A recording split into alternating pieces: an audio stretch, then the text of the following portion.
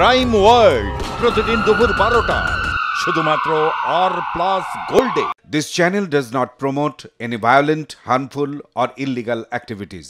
All content provided by this channel is meant for an educational purpose only. বিয়ের প্রস্তাবে রাজি না হওয়ায় তৃণমূল কাউন্সিলরকে হুমকির অভিযোগ তৃণমূলের যুব নেতার বিরুদ্ধে। সোনারপুর রাজপুর পুরসভার 15 নম্বর ওয়ার্ডের ঘটনা।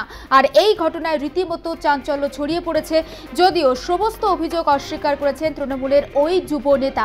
ঠিক কি ঘটনা ঘটেছে, বিশ্বজিৎ নস্কর রয়েছেন টেলিফোন লাইনে। বিশ্বজিৎ, এক্স্যাক্ট কি ঘটনা ঘটেছে? দেখো জুলেখা, যেখানে এই বিয়ের প্রস্তাবে রাজি নয়, যেখানে তৃণমূল কাউন্সিলরকে হুমকি দেওয়ার অভিযোগ ওঠে, তবে সোশ্যাল মিডিয়ায় লাইভ করে হামলারও অভিযোগ আনলেন এই রাজপুর সোনারপুর পুরসভার 15 নম্বর ওয়ার্ডের কাউন্সিলর পাপি হালদার। দেখো, অভিযুক্ত রাজপুর টাউন তৃণমূল যুব কংগ্রেসের সভাপতি প্রতীককে অবশ্য পুরো বিষয়টাই তিনি অস্বীকারও করেছেন। তিনি জানান দল কখনো কখন তদন্ত করবে তিনি সেই অপেক্ষাটাই রয়েছেন বলে তিনি এটা জানিয়েছেন। এবং পাইপিআর যেটা আরো অভিযোগ যে সম্পত্তি মদ্যপ অবস্থায় লোকজন নিয়ে এসে তার বাড়িতে ঢুকে তার বাবা ও দাদাকে গালিগালাজ করে এই প্রতীক, তাকে বিয়ে না করলে ঘরের বাইরে বেরোনো বন্ধ হয়ে যাবে বলে যেটা হুমকিও দেয়। এমনকি তাদের হুমকিতে অসুস্থ হয়ে পড়ে এই পাপি হালদার, যেখানে দেখো তার মাইল্ড অ্যাটাকও হয়। এর ফলে সম্পূর্ণ তার বিশ্রামে থাকার পরামর্শ দিয়েছেন ডাক্তার, এবং তাকে বিয়ে না করলে দল ছাড়তে হবে এবং তার ওয়ার্ড অফিসে থাকা যাবে না। এমনকি সোনারপুর থানায় এই নিয়ে অভিযোগ দায়ের করেছে পাপিয়া। তবে এই ঘটনার একজন যুব নেতা, তিনিও তো জনপ্রতিনিধি, যিনি কাউন্সিলর তিনিও জনপ্রতিনিধি, এইভাবে কি কাউকে হুমকি দিতে পারেন? দলের যারা ঊর্ধ্বতন কর্তৃপক্ষ তারা ঠিক কি বলছেন, কিভাবে দেখছেন গোটা বিষয়টা? দেখো জুলেখা, একদম ঠিক কথা, যেটা যে এই যে রাজপুর সোনারপুরের যে টাউন তৃণমূল যুব কংগ্রেসের যিনি একজন পদাধিকারী আছে, তিনি প্রতীক দে, আর যে রাজপুর সোনারপুর পুরসভা 15 নম্বর ওয়ার্ডের পাপি হালদার। দেখো, এদের মধ্যে কিন্তু আগে একটা ব্যক্তিগত সম্পর্ক ছিল। সেই ব্যক্তিগত সম্পর্ক এখন দেখো আগে ছিল তিনি কাউন্সিলর আগে, কিন্তু কাউন্সিলর হওয়ার পরে আবার আস্তে আস্তে তাদের সাথে একটা গন্ডগোল বাঁধে, যেখানে দেখো এই প্রতীক তাকে একটা যে তিনি বিয়ে করতে চেয়েছিল বা তাকে বিভিন্ন রকম তাকে তার বাড়িতে এসে তাকে বিভিন্ন রকম শাসানি দিত। তবে এই ব্যাপারে কিন্তু অলরেডি কিন্তু ওই কাউন্সিলর পাপি হালদার তিনি কিন্তু তার তৃণমূলের যে ঊর্ধ্বতন কর্তৃপক্ষের জিনিসটা জানিয়েছে ঘটনাটি।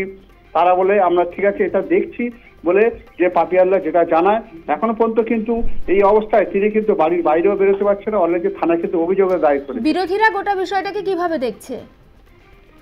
দেখো, বিরোধীদের সেটা আমরা প্রশ্ন করেছিলাম, জানিয়েছি, কিন্তু যেটা বিরোধীরা যেটা জানায় যে তারা কিন্তু এই ঘটনাটি দেখছে এবং তারা জানে এটা তৃণমূলের মধ্যে গোষ্ঠীদ্বন্দ্ব, এবং গোষ্ঠীদ্বন্দ্বের প্রকাশ্যে এই ফল এটা পরিষ্কার, সেটা তারা বুঝছে এবং তারা হাসছে। তবে এটা বিরোধীরা কিন্তু যতই করুক, তৃণমূল কিন্তু এটা বলছে যে এটা তাদের ব্যক্তিগত ব্যাপার, তারা এটা মিটিয়ে নেবে বলে, যেটা তাদের রাজপুর সোনারপুর তৃণমূল যে যারা তৃণমূল কংগ্রেসের দায়িত্বে যারা আছে তারা বলেন যে এই বিষয়টা আমরা শীঘ্রই মিটিয়ে নেবো এবং এদের মধ্যে এটা নিজেদের মধ্যে তারা মিটিয়ে নেবে, বোঝা গেল। সঙ্গে থাকো বিশ্বজিৎ। পাপিয়া হালদার ঠিক কি জানিয়েছেন একবার শোনাই।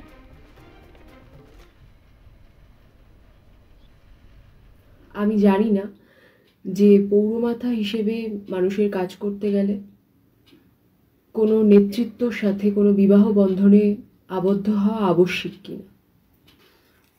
এই সব বিষয়ে আমি প্রতিবাদ করতে গেলে এই প্রতীক কুমার দে সহ তার কিছু সঙ্গীরা আমাকে ওয়ার্ড থেকে বের করে দেওয়ার হুমকি দেয়, এবং আমি তারপরেও তাদের এই সমস্ত বেআইনি কাজগুলোকে সমর্থন না করায় তারা প্রত্যেক দিন রাত্রে এসে আমার বাড়ির সামনে গালিগালাজ করতে থাকে এবং আমাকে পদত্যাগ করতে বলে। রাজপুর সোনারপুর পৌরসভার 15 নম্বর ওয়ার্ড, যা একটি পিছিয়ে পড়া ওয়ার্ড, সেই ওয়ার্ডের উন্নয়নের কাজ যেখানে বিপুলভাবে চালিয়ে যাওয়ার কথা, সে সকল নেতৃত্ববৃন্দ এবং কর্মীরা আদৌ তারা কর্মী কিনা সে বিষয়ে আমার যথেষ্ট সন্দেহ রয়েছে।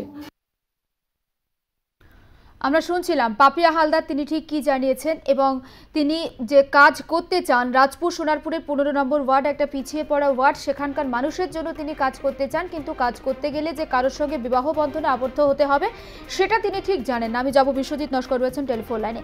বিশ্বজিৎ, পাপিয়া হালদারের বক্তব্য আমরা শুনলাম এবং তুমি বলছিলে যে যুব নেতার সঙ্গে তার একটা আগের সম্পর্ক ছিল এবং সেটা তিনি কাউন্সিলর হবার আগে পর্যন্ত, কিন্তু সেই পুরনো সম্পর্ক তো শেষ হয়ে গিয়েছে, সেটাকে হঠাৎ করে সামনে নিয়ে আসার কারণটা কি? যোগাযোগ বিচ্ছিন্ন হয়ে গিয়েছে বিশ্বজিতের সঙ্গে। তবে যে খবরে আমরা নজর রেখেছি, দক্ষিণ 24 পরগনার খবর, বিয়ের প্রস্তাবে রাজি না হওয়ায় তৃণমূল কাউন্সিলরকে শ্লীলতাহানির অভিযোগ, হুমকির অভিযোগ তৃণমূল যুব নেতার বিরুদ্ধে এবং মত্ত অবস্থায় কাউন্সিলরের বাড়িতে ঢুকে গালিগালাজেরও অভিযোগ উঠেছে। রাজপুর সোনারপুরের 15 নম্বর ওয়ার্ডের এই ঘটনা রীতিমতো চাঞ্চল্য ছড়িয়ে পড়েছে এলাকাতে। যদিও বিরোধীরা এটাকে নিয়ে হাসাহাসি করছে, এটাই স্বাভাবিক। তৃণমূল বলছে এটা তাদের নিজেদের ঘরের ব্যাপার এবং তারা সেটা মিটিয়ে নেবে। বিশ্বজিৎ নস্কর রয়েছে টেলিফোন লাইনে। বিশ্বজিৎ, যেমনটা জানাচ্ছিলে এবং হঠাৎ করে যে সম্পর্ক, একটা সম্পর্ক শেষ হয়ে গিয়েছে সেটাকে আবার হঠাৎ করে সামনে টেনে নিয়ে আসার কারণ কি বলছেন ওই যুব নেতা? দেখো জুলেখা, আগে একটা বলে রাখি যে এই যে হচ্ছে গিয়ে পাপিয়া হালদার কিন্তু কাউন্সিলর হওয়ার আগেই এই প্রতীক দিয়ে যে টাউন তৃণমূল যুব কংগ্রেসের যে হচ্ছে যে একটা পদে রয়েছে, এই দুজনের মধ্যে কিন্তু আগে একটা ব্যক্তিগত সম্পর্ক ছিল। সেই ব্যক্তিগত সম্পর্ক বেশ ভালো রকম তাদের বাড়ি আসা যাওয়া হতো, কিন্তু তারপরে যেই কাউন্সিলর হওয়ার পরেই কিন্তু তার সাথে হঠাৎ করেই তিনি এই যে তিনি প্রতীক দিয়ে যেটা জানায় যে পাপিয়া হালদার সাথে তার সাথে যোগাযোগ রাখছে না ঠিক মতো, বা বিভিন্ন জায়গায় তাদের যে প্রোগ্রাম যাচ্ছে না, যার জন্যই এই প্রতীক দিয়ে কিন্তু তিনি হচ্ছে গিয়ে রাতের বেলায় বিভিন্ন লোকজন নিয়ে গিয়ে মধ্য অবস্থা তার কাছে কিন্তু হামলা করার জন্য তার বাড়ি যেত এবং গিয়ে শাসানি দিত, উল্টোপাল্টা সেখানে গালিগালাজও করতো। একটু তোমাকে থামাচ্ছি, যুব নেতা তিনি যখন একজন কাউন্সিলরের বাড়িতে গিয়ে হামলা করছেন, গালাগালি করছেন, তিনি কি জানতেন না এটা যে তার দলের উপরে একটা প্রভাব পড়বে? দেখো, তিনি কিন্তু তাকে প্রশ্ন করা হলে তিনি কিন্তু সম্পূর্ণ কথাটি এড়িয়ে যায় এবং তিনি যেটা বলতে চাইছে যে ঊর্ধ্বতন কর্তৃপক্ষ কবে তদন্ত করবে আমার বিরুদ্ধে, আমি সেই অপেক্ষায় আমি কিন্তু রয়েছি, এই বলে তিনি কিন্তু পুরো এড়িয়ে যায় এবং তিনি কিন্তু সাংবাদিকদের সামনে কিন্তু কোনো বক্তব্য রাখেনি। এই বলে তিনি যেটা যুব নেতা অনেকটাই কনফিডেন্ট তোমার কথা শুনে মনে হচ্ছে এবং ঊর্ধ্বতন কর্তৃপক্ষকে তিনি রীতিমতো চ্যালেঞ্জ করছে যে তার বিরুদ্ধে তদন্ত করা হোক, তাই তো? হ্যাঁ, একদম ঠিক। ধন্যবাদ বিশ্বজিৎ। বিয়ের প্রস্তাবে রাজি না হওয়ায় কাউন্সিলরকে হুমকি, তৃণমূল কাউন্সিলরকে হুমকি তৃণমূল যুব নেতার। মত্ত অবস্থায় কাউন্সিলরের বাড়িতে ঢুকে গালিগালাজের অভিযোগ। রাজপুর সোনারপুর পুরসভার 15 নম্বর ওয়ার্ডের ঘটনা রীতিমতো চাঞ্চল্য ছড়িয়েছে এলাকাতে।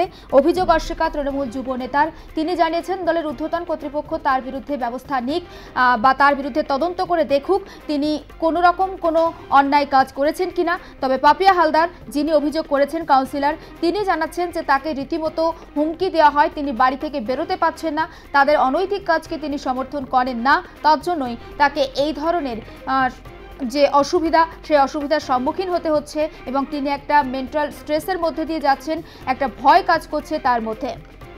বিরোধীরা যদিও গোটা বিষয়টিকে বেশ মজার ছলে নিয়েছে এবং তারা তৃণমূলের গোষ্ঠীদ্বন্দ্ব বলছে, যদিও শাসক দল বলেছে যে এটা নিজেদের ব্যাপার, তারা নিজেরাই মিটিয়ে নেবে। কিন্তু এই ঘটনাকে কেন্দ্র করে রাজনৈতিক চাপানুতোর শুরু হয়েছে।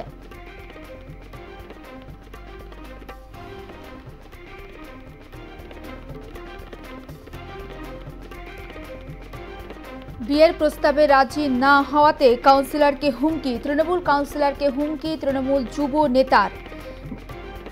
মত্ত অবস্থায় কাউন্সিলরের বাড়িতে ঢুকে গালিগালাজের অভিযোগ। রাজপুর সোনারপুর পুরসভার 15 নম্বর ওয়ার্ডের ঘটনায় চাঞ্চল্য। অভিযোগ অস্বীকার তৃণমূল যুব নেতার। যদিও কাউন্সিলর পাপিয়া হালদার তিনি রীতিমতো ভয়ে রয়েছেন, বাড়ি থেকে বেরোতে পারছেন না, তেমনটা তিনি জানিয়েছেন। গোটা ঘটনায় রাজনৈতিক চাপানুতোর শুরু হয়েছে এলাকাতে এবং তৃণমূল যুব নেতা তিনি জানিয়েছেন যে তিনি কোনো দোষ করেননি, কোনো অভিযোগই তার বিরুদ্ধে যেগুলো তোলা হয়েছে সেগুলো সব তিনি অস্বীকার করেছেন এবং তিনি সরাসরি দলের ঊর্ধ্বতন কর্তৃপক্ষকে চ্যালেঞ্জ করেছেন যে তার বিরুদ্ধে যে সমস্ত অভিযোগ করা হচ্ছে প্রত্যেকটা যেন তদন্ত করে দেখা হয়।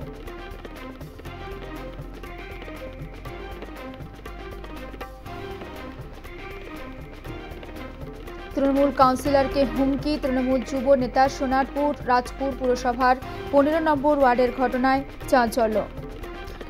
গোটা বিষয়টা বিরোধীরা বেশ মজার ছলে নিয়েছে। তৃণমূলের গোষ্ঠীদ্বন্দ্ব সেটা তারা বলছেন, যদিও শাসক দল বলছে এটা তাদের নিজেদের ব্যাপার, তারা মিটিয়ে নেবে। যদিও তৃণমূলের ওই যুব নেতা তিনি গোটা বিষয়টাকেই অস্বীকার করেছেন এবং তিনি জানিয়েছেন যে তার বিরুদ্ধে যে অভিযোগ সেটা যদি প্রমাণিত হয় তাহলে দলের ঊর্ধ্বতন কর্তৃপক্ষ যে ব্যবস্থা নেবে সেটা তিনি মাথা পেতে নেবেন।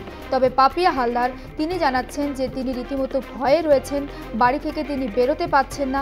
পাশাপাশি এটাও তিনি জানিয়েছেন যে তিনি ওই যুব নেতা যে সমস্ত অনৈতিক কাজের সঙ্গে যুক্ত সেই কাজে তিনি সমর্থন করেন না বলেই তাকে এই ধরনের হুমকির সম্মুখীন হতে হয়েছে।